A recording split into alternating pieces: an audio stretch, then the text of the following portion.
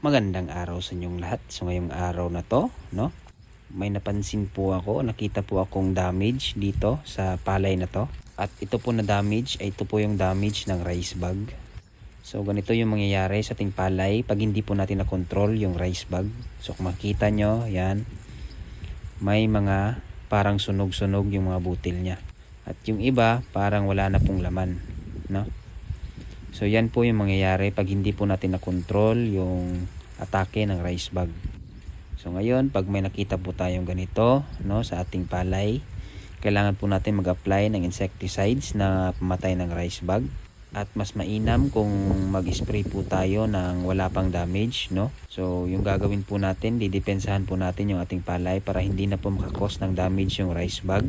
So sa ganitong stage kasi na pinapakita ko, is may damage na po yung rice bag. At kung mag-a-apply pa po tayo ng insecticides, no, masyadong huli na, no, kung mag-spray pa po tayo kasi nandyan na po yung damage. So mas maganda kung depensa po muna tayo. Ika nga nila, prevention is better than cure. So yun lang, salamat at happy farming!